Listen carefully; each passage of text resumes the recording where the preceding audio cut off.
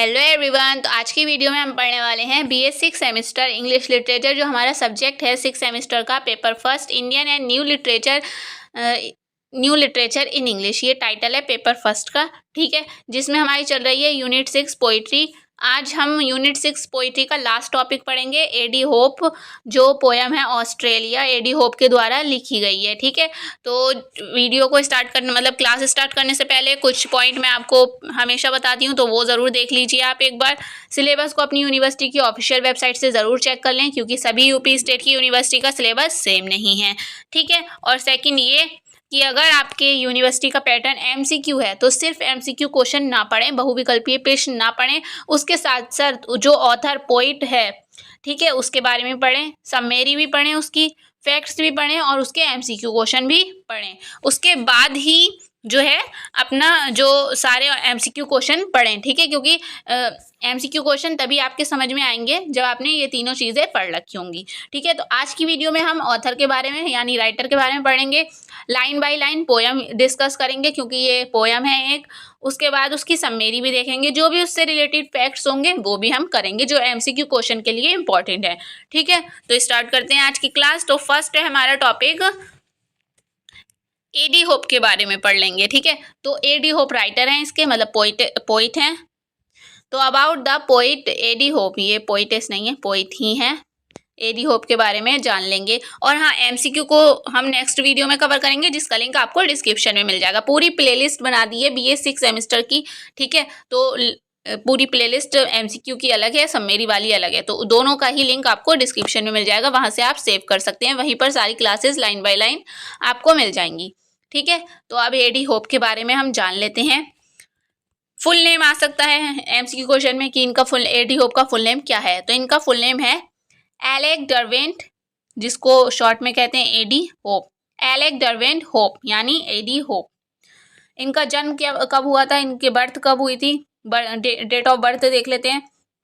21 जुलाई 1907 में कूमा new South Wales, ठीक है, यहाँ पर इनका जन्म हुआ था, कूमा के न्यू साउथ वेल्स में, ठीक है।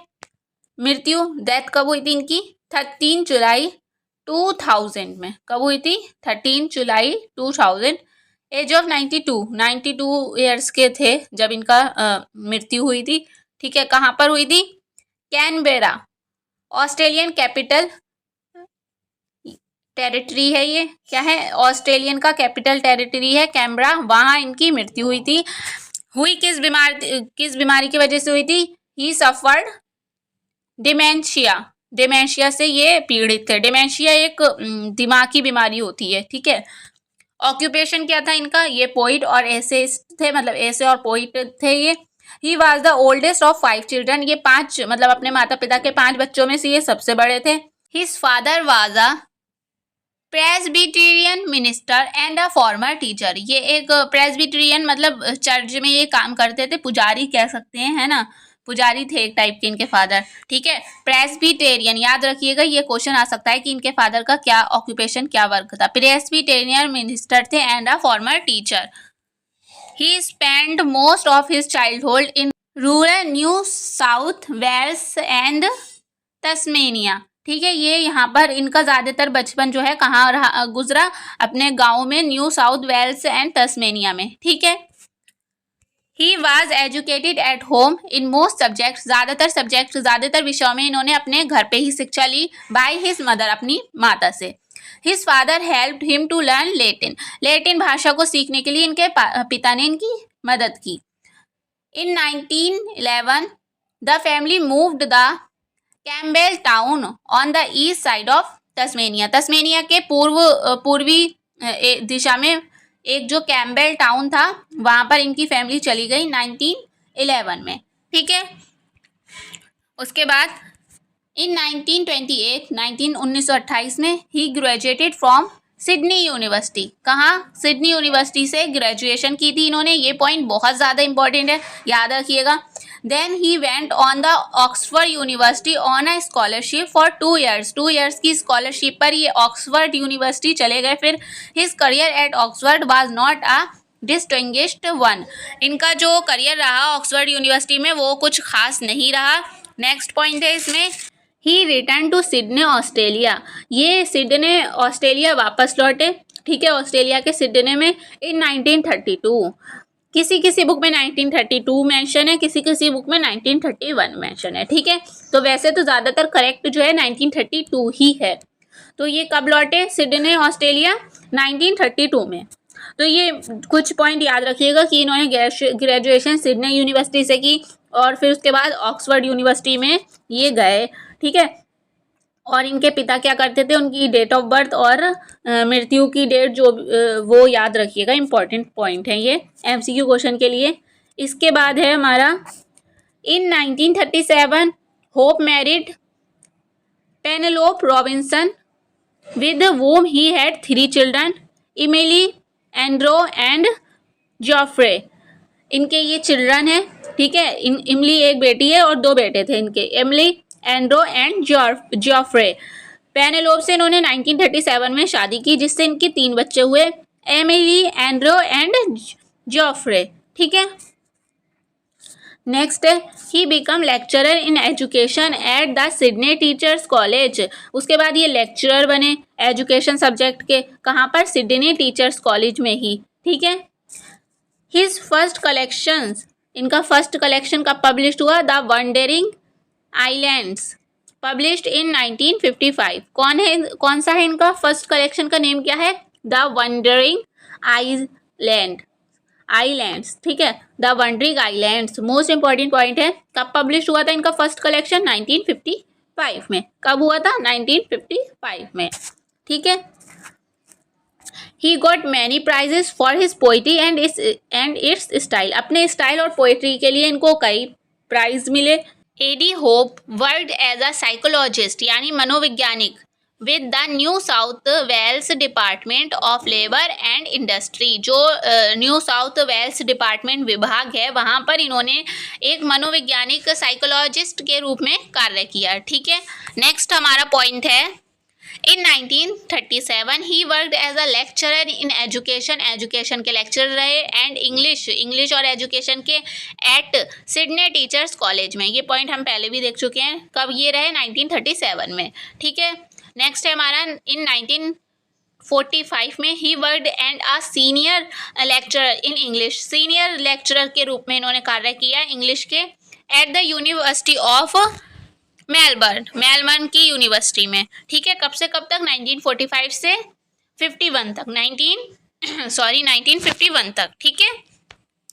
नेक्स्ट है हमारा point, in 1951 he was appointed the first professor. इन्होंने फर्स्ट प्रोफेसर बनाया गया, इनको नियुक्त किया गया ऑफ इंग्लिश, अंग्रेजी का पहला प्रोफेसर नियुक्त किया गया इन्हें, कहाँ पर? At the Canberra university college.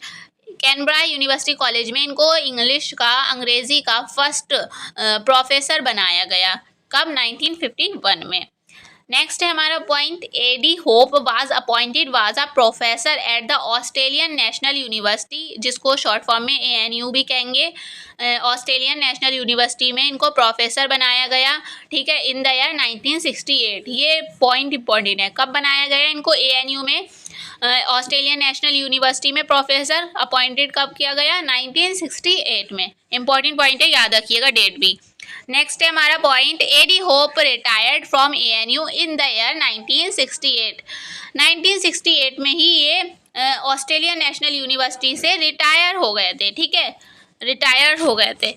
Next हमारा पॉइंट है, जो बैकग्राउंड में वॉइसेस आ रही हैं प्लीज़ उनको इग्नोर करिएगा, ठीक है, और अपना फोकस अपनी क्लास पर ही रखिएगा, अपने टॉपिक पर। तो नेक्स्ट पॉइंट है हमारा, who was a foundation member of the Australian Humanities Research Council। जो ऑस्ट्रेलियन ह्यूमैनिटीज रिसर्च काउंसिल है उनके फाउंडर रहे हैं, ठीक है, फाउंडेशन मेंबर रहे हैं, एक टाइप से फाउंडर रहे हैं ये इसके, ऑस्ट्रेलियन ह्यूमैनिटीज रिसर्च काउंसिल जो है हमारी संस्था, कब? 1956 में। And a member of the, सदस्य रहे हैं किसके? Commonwealth literary fund advisory board के भी ये मेंबर रहे हैं, सदस्य रहे हैं। and its successor, the literature board of the Australia Council. Successor means होता है उत्तराधिकारी भी रहे हैं ये literature board of the Australia council के 1973 से 1974 तक, ठीक है। 1972 से 1973 तक Commonwealth literary fund advisory board के ये सदस्य रहे हैं। उसके बाद 1973 से 74 तक उत्तराधिकारी रहे हैं कहाँ के, the literature board of the Australia council के, ठीक है। नेक्स्ट है हमारा point, he was appointed OBE in 1972 and AC इन 1981 में इनको चुना गया, ठीक है। OBE में और AC में इनको अपॉइंटेड किया गया। A D Hope was buried at, मतलब इनको किस जगह दफनाया गया मरने के बाद, कहाँ दफनाया गया, तो यहाँ क्वीनबियन लॉन सेमेटरी यानी कब्रिस्तान में, क्वीनबियन लॉन नामक कब्रिस्तान में इनको दफनाया गया, ठीक है। Hope began published poems when he was 14 years old, जब ये 14 वर्ष के थे तभी इन्होंने पोएम्स पब्लिश करना स्टार्ट कर दी थी, ठीक है। नेक्स्ट है हमारे इनके अवार्ड्स भी काफ़ी ज़्यादा हैं इसमें और इम्पॉर्टेंट भी हैं, जो इम्पॉर्टेंट है वो मैं बता ही दूंगी। Hope was awarded the Robert Frost award 1976 में इनको ये अवार्ड मिला था, ठीक है, फॉर पोइट्री, इनकी पोइट्री के लिए। नेक्स्ट है हमारा ग्रेस लेवेन प्राइज इन 1956 में इनको मिला था, कौन सा, Grace Leven prize. Next award है हमारा द एज बुक अवार्ड मिला था इनको 1976 में। The Ingram Merrill award for literature के लिए इनको मिला था न्यूयॉर्क में 1969 में, ठीक है। ये इंपॉर्टेंट अवार्ड है इनका, इंग्रम मेरिल, इसकी डेट भी याद रखिएगा, कब मिला था, 1969 में, ठीक है। नेक्स्ट है इनका अवार्ड मिला था the Levinson prize for poetry, Chicago में मिला था इनको, ये मिला था 1968 में। नेक्स्ट अवार्ड है इनका the Mayar award for Australian literature in 1967, ये भी इंपॉर्टेंट अवार्ड है इनका, मायर अवार्ड, क्योंकि इनको मिला था ऑस्ट्रेलियन लिटरेचर के लिए मिला था इनको, कब मिला था, 1967 में। नेक्स्ट अवार्ड है इनका the Britannica award for literature 1965 में मिला था इनको। ऑस्ट्रेलिया अवार्ड फॉर पोइट्री 1965 में मिला था, ऑस्ट्रेलिया अवार्ड मिला था 1965 में, ठीक है, और ब्रिटेनिका भी 1965 में ही इनको मिला था। नेक्स्ट है हमारा इनके पॉपुलर वर्क, जो इम्पोर्टेंट और पॉपुलर वर्क हैं वो इसमें देख लेते हैं। तो सबकी डेट याद मत रखिएगा, बस नेम याद रख लिएगा कि आ सकता है कि इनमें से एडी होप का कौन सा वर्क है, नॉवेल है कौन सा, है ना, इस टाइप से। तो फर्स्ट वाला तो आपको डेट भी याद रखना पड़ेगी क्योंकि इनका ये फर्स्ट कलेक्शन था। द वंडरिंग आइलैंड 1955 में पब्लिश हुआ था और ये इनका फर्स्ट कलेक्शन था, ठीक है। एडी होप इनके नेम से ही एक पब्लिश हुआ था 1963 में। कलेक्टिंग पोएम्स हुआ था 1966 में, सिलेक्टेड पोएम्स 1973 में, अ लेट पैकिंग हुआ था 1975 में, द बुक ऑफ आंसर्स 1978 में, द ड्रिफ्टिंग कॉन्टिनेंट 1979 में, द ड्रिफ्टिंग कॉन्टिनेंट कब हुआ था, 1979 में। एंटिकाइनेस हुआ था 1981 में। द न्यू क्रोडिलिस हुआ था इनका 1979 में, कब हुआ था, द न्यू क्रोडिलिस 1979 में, ठीक है। तो ये इंपॉर्टेंट वर्क हैं इनके कुछ। अब आगे बढ़ते हैं, अब हम देख लेते हैं अपनी पोएम जो है ऑस्ट्रेलिया, उसके कुछ फैक्ट्स देख लेते हैं, उसके बाद हम लाइन बाय लाइन पोएम और उसकी समरी भी पढ़ेंगे ताकि आपको अच्छे से समझ में आ जाए कि ये पोएम है किस बारे में। क्योंकि अक्सर क्वेश्चन में आ जाती है, थीम पूछ ली जाती है पोएम्स की, या पोएम्स की 2 लाइन्स दे दी जाती हैं और नीचे पोएम्स का नाम लिख दिया जाता है और बताना होता है ये किस पोएम से ली गई हैं ये लाइन्स, है ना। तो लाइन बाय लाइन पढ़ना भी हमें ज़रूरी है और इसके फैक्ट्स भी देखना ज़रूरी है। फर्स्ट पॉइंट है इसमें, A D Hope is an Australian poet and essayist. जो एडी होप हैं वो ऑस्ट्रेलियन पोइट हैं और ऐसे लिखा करते हैं, ठीक है। द पोएम है 7 स्टैंजाज, इस पोएम में कितने स्टैंजाज हैं, 7 स्टैंजा हैं। ईच स्टैंजा हैज़ 4 लाइन्स, और हर स्टैंजा में जो है 4 लाइन्स हैं। तो कितनी लाइन्स हुई, 7 4 जा 28, ठीक है। टोटल लाइन कितनी है, 28 है। और 7 स्टेंजाज हैं और प्रत्येक स्टेंजा में 4 लाइन्स हैं। ठीक है, नेक्स्ट है हमारा पॉइंट इसमें राइम स्कीम क्या है। ये फ्री वर्ड्स में नहीं लिखी गई है, इसकी राइम स्कीम है ABBA। क्या है? ABBA। The poem gives negative perception and affected life of Australia at last, he ends with the positive note. पहले तो जो भी कमियां हैं ऑस्ट्रेलिया में, ठीक है, उसके बारे में दिखाया जाता है। ठीक है, तो नेगेटिव परसेप्शन रहता है स्टार्टिंग में, पर बाद में ऑस्ट्रेलिया लास्ट में पॉजिटिव नोट एक है इस पोएम में। ठीक है, एक अच्छी पॉजिटिव नोट कहा गया है इस पोएम में। पहले तो ऑस्ट्रेलिया की जो भी कमियां हो गई हैं आधुनिक मॉडर्नाइजेशन की वजह से, वो सबको दिखाया जाता है। उसके बाद लास्ट में एक पॉजिटिव नोट इसमें पोएम में दिया गया है। ठीक है, अभी हम आगे समझेंगे तब आपको समझ में आ जाएगा कि मैं क्या कहना चाह रही हूँ। नेक्स्ट है हमारा point, he describes Australia as a being a nation of trees. इन्होंने वर्णन किया है, डिस्क्राइब किया है ऑस्ट्रेलिया को एक पेड़ों के नेशन, राष्ट्र की तरह। ठीक है, ड्रैप ग्रीन एंड डिसोलेट ग्रे, यानी ड्रैप ग्रीन कौन सा? उजड़ा हुआ, डेसोलेट ग्रे उजड़ा हुआ ग्रीन कलर। ठीक है, उसकी तरह इन्होंने इसको मेंशन किया है ऑस्ट्रेलिया को। He compared them to sphinx. Sphinx एक जानवर है जिसका सर इंसान का होता है और बॉडी शेर की होती है। ठीक है, वो बहुत खतरनाक जानवर होता है। ठीक है, स्फिंक्स ये एक इमेजिनरी जानवर है, ये रियल जानवर नहीं है। ये स्टोरियों में एक इमेजिन किया गया है इसको। ठीक है, स्फिंक्स को सॉरी स्फिनिक्स नहीं, स्फिंक्स। ठीक है, तो इसको भी इस पोएम में मेंशन किया गया है। 5 main cities called as 5 teeming source. 5 teeming source, 5 मतलब ऑस्ट्रेलिया के 5 शहरों को कहा गया है जो एक विकसित शहर थे, बहुत ज़्यादा। ठीक है, उसको इसमें मेंशन किया गया है, 5 टीमिंग सोर्स कहा गया है। उसके अंदर कौन कौन से शहर आते हैं? मेलबर्न आता है, सिडनी आता है, पर्थ आता है, कैनबरा आता है एंड कौन सा आता है? एडिलेड आता है। ठीक है, ये 5 शहर को 5 टीमिंग सोर्स कहा गया है इस पोएम में। ठीक है, नेक्स्ट है point, Australia once land of trees, now it is full of war and soldiers.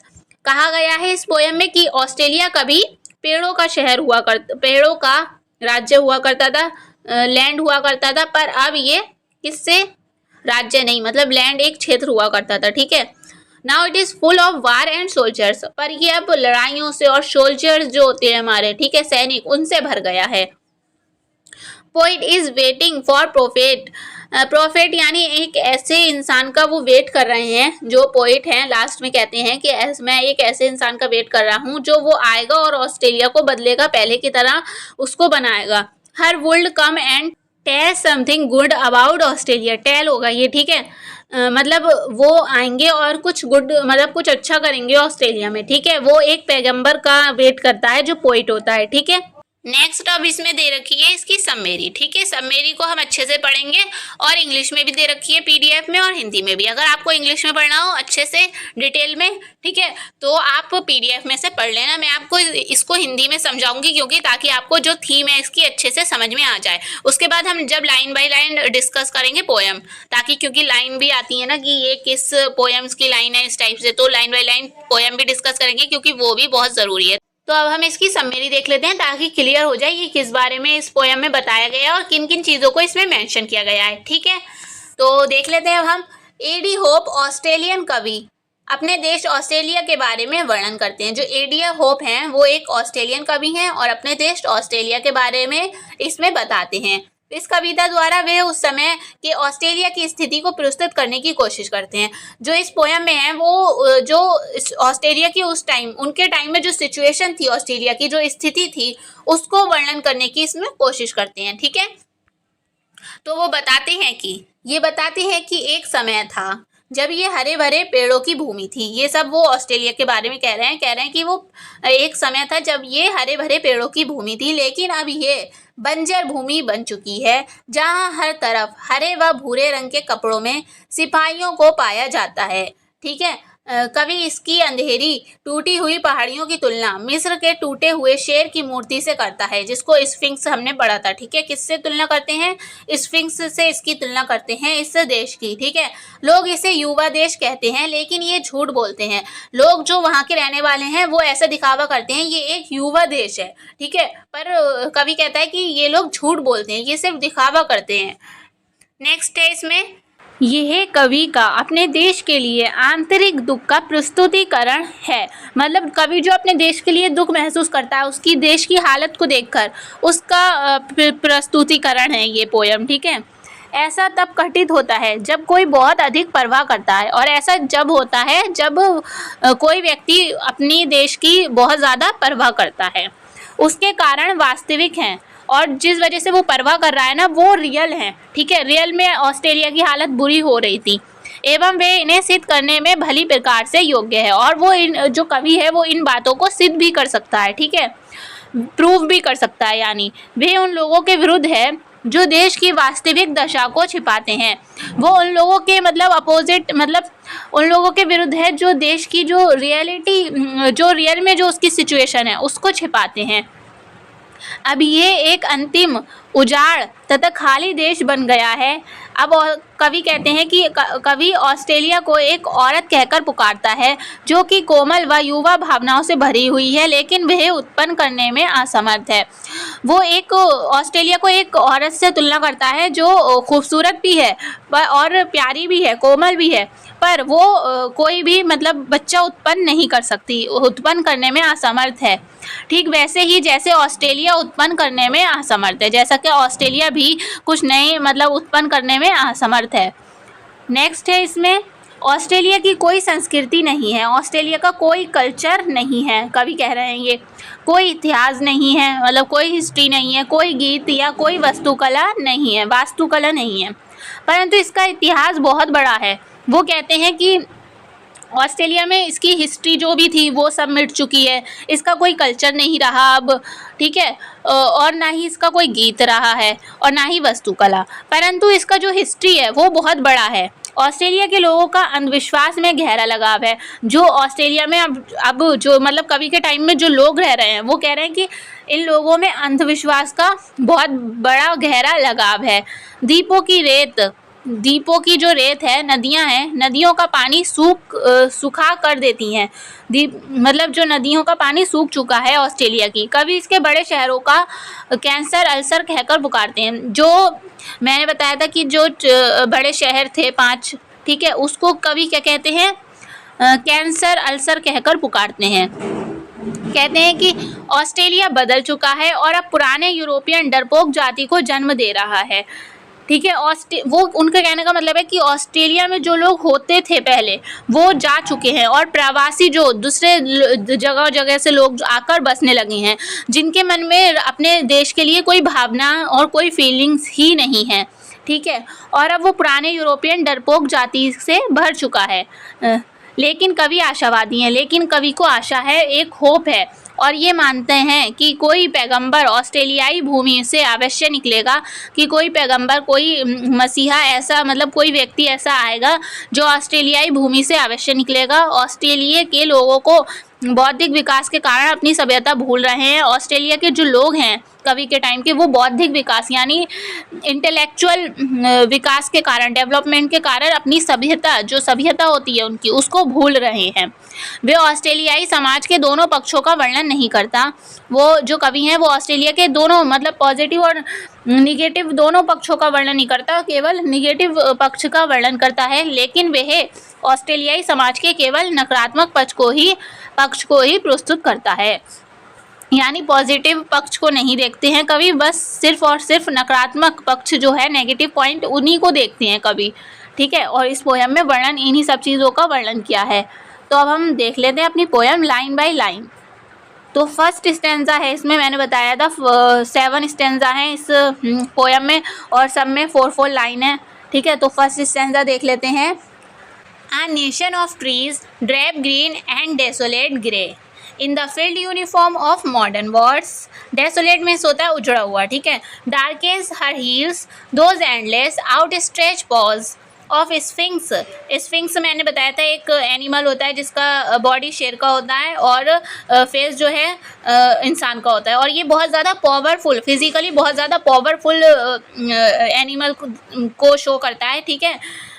डेमोलिश्ड sphinx of sphinx डेमोलिश्ड और स्टोन लॉयन वॉर्न अवे, ठीक है। इनका कहने का ये तात्पर्य है कि पहले जो है ऑस्ट्रेलिया में बहुत ज़्यादा ट्रीज होती थी, पर अब क्या है, वो पेड़ फीके पड़ चुके हैं, फीके हरे रंग के हैं, ठीक है, कलरलेस हैं, उजड़े हुए गिरे जैसे हैं, जैसे कि यूनिफॉर्म पहने हुए सिपाही होते हैं वैसे वो दिख रहे हैं, ठीक है। फिजिकल पावर के लिए स्फिंक्स को दिखाया जाता है, तो ऑस्ट्रेलिया की तुलना फिजिकल मतलब स्फिंक्स की गई है कि पहले स्फिंक्स बहुत पावरफुल हुआ करता था, मतलब ऑस्ट्रेलिया बहुत पावरफुल हुआ करता था, पर अब वो भी कमज़ोर पड़ चुका है, ठीक है, उसकी पावर ख़त्म हो चुकी है। और उसके हिल्स जो हैं, मतलब जो ऑस्ट्रेलिया है उसकी जो पहाड़ियाँ हैं वो डार्क हैं, बहुत ज़्यादा एंडलेस हैं, ठीक है, तो इसको इसमें दिखाया गया है। कवि कहते हैं कि एक समय था जब ये हरे भरे पेड़ों की भूमि मतलब लैंड हुआ करता था, लेकिन अभी ये क्या है, बंजर भूमि बन चुकी है, जहाँ हर तरफ हरे व भूरे रंग के कपड़ों में सिपाहियों को पाया जा सकता है। कवि इसकी अंधेरी टूटी हुई पहाड़ों की तुलना जो स्फिंक्स का जो मतलब मूर्ति होती है, शेर मतलब शेर की मूर्ति, उससे करता है। वो कहता है कि जैसी उसकी फिजिकल मतलब स्ट्रेंथ कम हो चुकी है ऑस्ट्रेलिया की। लोग इसे युवा देश कहते हैं, लेकिन वो सब झूठ बोलते हैं, दिखावा करते हैं, ठीक है। नेक्स्ट स्टेंजा में क्या है, नेक्स्ट स्टेंजा में पोइट कहता है कि they call her a young country, मतलब लोग यहाँ को मतलब अब ऑस्ट्रेलिया देश में जो लोग रह रहे हैं, ठीक है, वो उसको यंग कंट्री बोलते हैं, युवा देश बोलते हैं, बट दे लाए, पर वो लोग झूठ बोलते हैं। She is the last of lands the emptiest, a woman beyond her change of life, a breast still tender but within the womb is dry, ठीक है, यानी कोख सूख चुकी है। इसका मतलब क्या हुआ, वो कहते हैं कि जो ऑस्ट्रेलिया है वो एक अंतिम उजाड़ तथा खाली देश है, खाली देश बन चुका है। कवि ऑस्ट्रेलिया को एक औरत कहकर पुकारते हैं जो कि कोमल है, सुंदर है, ठीक है, युवा भावनाओं से भरी हुई है, लेकिन वह उत्पन्न करने में असमर्थ है, उसकी कोख सूख चुकी है, वो किसी को भी जन्म नहीं दे सकती, ठीक है, हालांकि वो सुंदर है पर वो फिर भी किसी को जन्म नहीं दे सकती, जैसा कि ऑस्ट्रेलिया कुछ उत्पन्न नहीं कर सकता वैसे ही, ठीक है। तो यहाँ पर कवि का कहना है कि बाहर के लोगों ने आकर इस देश को बिल्कुल खाली कर दिया है, खोखला कर दिया है अंदर से, ठीक है, जैसा कि एक औरत होती है अंदर से, मतलब वो बाहर से तो बहुत खूबसूरत दिखती है पर अंदर से वो खोखली हो चुकी होती है, उसकी कोखें सूख चुकी होती हैं, वैसे उसी तरीके से, ठीक है। नेक्स्ट है हमारा स्टैंजा, नेक्स्ट स्टैंजा में कवि क्या कहते हैं, विदाउट सॉन्ग्स आर्किटेक्चर हिस्ट्री, हर देश का कोई ना कोई सॉन्ग होता है, रीति रिवाज होते हैं, आर्किटेक्चर होता है, हिस्ट्री होती है, पर ऑस्ट्रेलिया जो है, कवि कहते हैं कि ऑस्ट्रेलिया अंदर से खोखला हो चुका है, ना उसका खुद का सॉन्ग्स है, आर्किटेक्चर है, और ना ही उसका खुद का इतिहास है। The emotions and superstitions of younger lands, और एक वतन के अंदर इमोशंस यानी फीलिंग और सुपरस्टिशंस होते हैं, वैसा यहाँ कुछ नहीं है। Her rivers of water drawn among inland sands the river of her immense stupidity, मतलब स्टूपिडिटी, सॉरी मैंने गलत प्रोनाउंसिएशन कर दिया था, स्टूपिडिटी, यानी कवि कहते हैं कि यहाँ तक कि वहाँ पर जो नदियाँ हैं वो भी बिल्कुल स्टूपिड हैं, क्योंकि एक नदी लोगों को सपोर्ट करती है और जीने का सहारा देती है, पर ऑस्ट्रेलिया की जो नदियां हैं वो उल्टा करती हैं, उल्टा काम करती हैं, वो उल्टा वहाँ पर तबाही लाती हैं, ठीक है, तूफान लाती हैं, और समुद्र में मिलने के बजाय वो वहीं देश के अंदर ही ज़मीन में घुल जाती हैं या मिल जाती हैं, ठीक है। तो कवि का कहना है कि यहाँ की ना ही कोई कल्चर है, ना ही रीति रिवाज है, संस्कृति है, और ना ही इतिहास है, परंतु यहाँ का इतिहास पहले बहुत बड़ा रहा है, पर अब उसके कोई भी अवशेष भी नहीं है। यहाँ पर ऑस्ट्रेलिया के लोगों में अंधविश्वास बढ़ने लगा है, जो इस टाइम यूरोपियन लोग आए हैं, बसे हैं यहाँ पर, उनके बीच अंधविश्वास बढ़ने लगा है। द्वीपों की रेत जो नदियों का पानी सूखा कर देती हैं, वो क्या करती हैं, जो रेत मतलब जो पानी होता है नदियों का, वो द्वीपों की रेत सूखा कर देती हैं उस पानी को, और पानी सपोर्ट करने के जगह मतलब जो नदियों का पानी है वो सपोर्ट करने के जगह वहाँ के लोगों को और उल्टा तबाही लाता है, ठीक है। तो नेक्स्ट स्टैंजा देख लेते हैं अब, स्टैंजा 4 होगा ये, है ना। फर्स्ट ये हो गया, सेकंड, थर्ड, फोर्थ। हाँ, फोर्थ स्टैंजा क्या कहते हैं कवि, ये देख लेते हैं। Floods her monotonous tribes from Cairns to Perth. Cairns और टू पर्थ एक जगह है, ठीक है। In them at last the ultimate man arrives whose boast is not we live but we survive, a type who will inhabit the dying earth। Monotonous का मतलब होता है कि वो ऐसी ट्राइब, मोनोटोनियस ट्राइब का मतलब कि ऐसे वो सेम लोग जो डल हैं, बोरिंग हैं, अजीब से लोग जो सेम वेस्टर्न कल्चर को फॉलो करते हैं और उनके अंदर कुछ भी नया करने का जुनून नहीं होता है, क्योंकि वो दूसरे किसी जगह से आए हैं ऑस्ट्रेलिया में रहने के लिए, ठीक है। वो वहाँ के लोग नहीं हैं वो, ठीक है। और वो लोग क्या करते हैं, वेस्टर्न कल्चर को फॉलो करते हैं और अंदर से कुछ भी नया करने का जुनून नहीं होता है उनके अंदर। क्रेन्स जो है नॉर्थ साइड है ऑस्ट्रेलिया में और पर्थ साउथ साइड की सिटी है। इस स्टैंजा का ओवरऑल मीनिंग ये है कि कवि कहते हैं कि ऑस्ट्रेलिया की नदियाँ वो स्टूपिड हैं, वो जो फ्लड्स मतलब जो बाढ़ लाती हैं, ठीक है, फ्लड्स लाती हैं, जिसकी वजह से जो वहाँ के लोग रहते हैं, जो कैरेन से पर्थ सिटी तक बसे हैं, उन्हें वहाँ पर सफ़र करना पड़ता है, ठीक है, जीने के लिए उन रिवर की वजह से। और फिर जो वहाँ डल लोग रहते हैं, जो इंग्लिश कल्चर को फॉलो करते हैं, जिनके अंदर कुछ भी नया करने की हिम्मत नहीं होती, तो वो अल्टीमेटली वहाँ पर आकर ये कहते हैं कि वो वहाँ पर नॉर्मल लाइफ नहीं जीते हैं, बल्कि बस सरवाइव करते हैं, ठीक है, सिर्फ सरवाइव करते हैं, नॉर्मल लाइफ नहीं जीते हैं, बल्कि बस सरवाइव करते हैं। ये वो लोग कहते हैं कि जो वो वहाँ मतलब बाहर से लोग आके वहाँ पर बसे हैं ऑस्ट्रेलिया में, ठीक है, वो कहते हैं नदी वगैरह यहाँ की स्टूपिड है और ये बाढ़ लाती है और हम लोग सिर्फ सरवाइव करते हैं, नॉर्मल लाइफ नहीं जीते हैं, क्योंकि वहाँ पर जो लोग रहते हैं वो वहाँ के नेटिव लोग नहीं हैं, बल्कि दुनिया भर से आए बसे हुए लोग हैं और वो गवर्नमेंट पर पूरी तरह डिपेंड हैं। जब देश के नागरिक ही ऐसे होंगे तो देश कैसे ही पावरफुल बनेगा, जब उनमें देश के लिए भावना ही नहीं होंगी, ठीक है। तो वो कैसे ही पावरफुल बनेगा। वो कहते हैं एक तो हमारा मुश्किल है सरवाइव करना, हम सिर्फ यहाँ पर सरवाइव करते हैं। उनके मन में जो है वहाँ उनके मन में अपने देश के लिए प्रेम बिल्कुल बचा ही नहीं है। तो ये पोइट जो है हमारे एडी होप, वो इस पोएम में कहना चाहते हैं कि जो वहाँ पर लोग आके बसे हैं उनके मन में अपने देश के लिए प्रेम ही नहीं है बिल्कुल भी, ठीक है। नेक्स्ट स्टैंजा देख लेते हैं अब क्या है उसमें।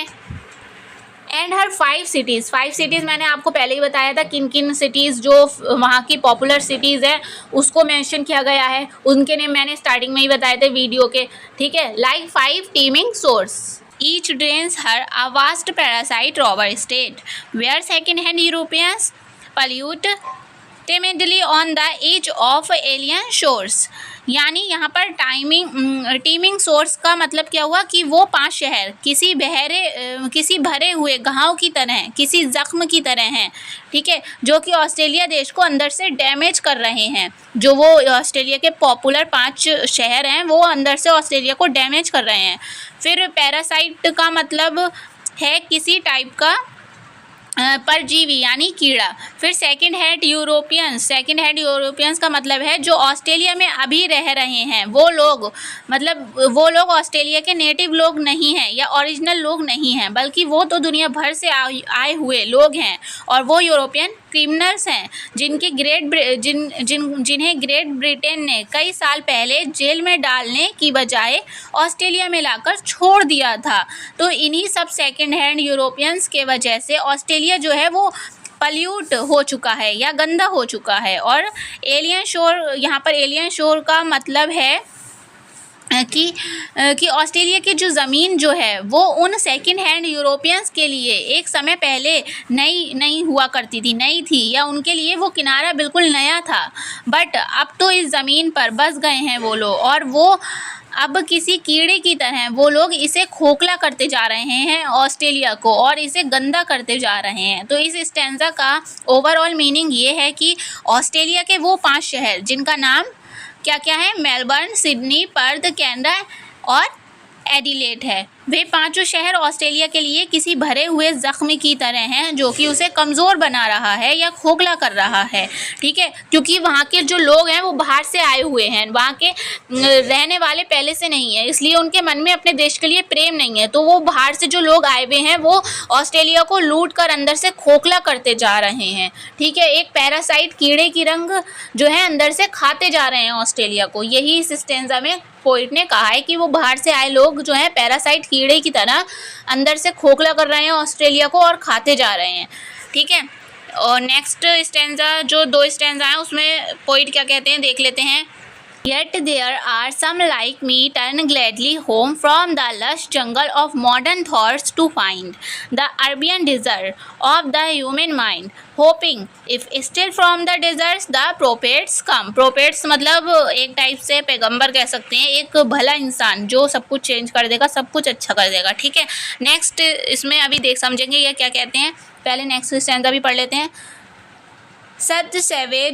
such savage and scarlets as no green hills dare springs in that waste, some spirit which escapes the learned about the chatter of culture's apes which is called civilization over there। In 2 stanza में कवि मतलब poet जो हैं वो कहते हैं कि कुछ लोग हैं ऑस्ट्रेलिया में जो अपने घर और मातृभूमि में वापस लौटना चाहते हैं और मॉडर्न सोच को के उलझन से मतलब मॉडर्न सोच के जंगल से बाहर निकलना चाहते हैं ताकि वो ऐसे व्यक्ति की खोज कर सकें जो उन्हें इस सूखे बंजर ज़मीन के दुख दर्द से राहत दिला सके। जैसा वो एग्जाम्पल देते हैं जो पोइट हैं, जैसा कि अरबिया के अरबियन डिज़र्ट में रेगिस्तान में प्रॉफेट या मसीहा आए थे और वहाँ के लोगों को बचा लिया था, ठीक उसी तरह ऑस्ट्रेलिया की सूखी ज़मीन पर भी कोई प्रॉफेट आएगा और उन्हें इस दर से बाहर निकालेगा और वहाँ के जो जंगली और कलरलेस हिल्स हैं उन्हें मसीहा दोबारा रंगीन कर देगा, वहाँ पर दोबारा से स्प्रिंग ले आएगा वो मसीहा उस ज़मीन पर। और इसकी आखिरी 3 लाइन्स जो हैं इसकी मतलब इस पोएम की आखिरी 3 लाइन्स में पोइट ये कहते हैं कि वो प्रोपेट या मसीहा किसी स्पिरिट की तरह या किसी फरिश्ते की तरह आएगा जो कि एक समय से पहले यहाँ से चला गया था। उन कल्चर्ड एप्स के चैटर की वजह से, यानी उन यूरोपियन बंदर लोगों की वजह से जो कि बहुत ज़्यादा बक करते हैं, मतलब जो लोग बाहर से आए हैं हमारे देश में बस गए हैं ऑस्ट्रेलिया में आके और वो एक बंदर की तरह हैं जो बहुत ज़्यादा बक करते हैं और खुद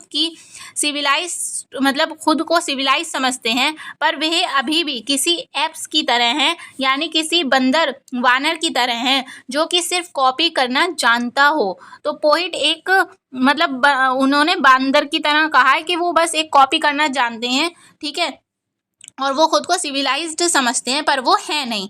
तो पोइट को एक उम्मीद है कि कोई ऐसा ज़रूर आएगा जो कि वहाँ पर जन्म लेगा और सब कुछ बदल कर रख देगा। तो इस पॉजिटिव जो ये मतलब ये सेकंड लास्ट के जो 2 स्टैंजा हैं उसमें पोइट ने पॉजिटिव मतलब पॉजिटिविटी के सोचा है, ठीक है, पॉजिटिव दिखाया है कि हाँ कोई उनको उम्मीद है, होप है कि हाँ कोई मसीहा ऐसा आएगा जो हमारे ऑस्ट्रेलिया देश को इन सब बर्बादियों से बचाएगा, जो अंदर से खोखला होता जा रहा है ना, मतलब बाहर के लोग आके बस गए हैं इस देश में, उनके अंदर देश के लिए प्रेम नहीं है और वो देश को अंदर से खोखला करते जा रहे हैं। तो इन सब चीज़ों से कोई आएगा जो इन सब चीज़ों से हमें बचाएगा, ठीक है। तो यही इस पोएम में था, मतलब जो पोइट है उनका बस यही मतलब था कि बाहर के लोग आके बस गए हैं, उनके लिए मतलब ऑस्ट्रेलिया के लिए उनके मन में मतलब प्रेम नहीं है अपने देश के लिए, है ना, क्योंकि वो बाहर से आके बसे हैं, बस उन्हें सरवाइव करना आता है, ना कि अपने देश के लिए कोई प्रेम है और ना ही कुछ है, ठीक है। तो उन सब के बारे में इसमें बताया है पोइट ने कि वो कैसे खोखला कर रहे हैं ऑस्ट्रेलिया को। तो ये हमारी पोएम थी जो हमने लाइन बाय लाइन कंप्लीट कर ली है, समरी भी पढ़ ली है और मतलब आई होप कि आपके समझ में आ गया होगा, ठीक है।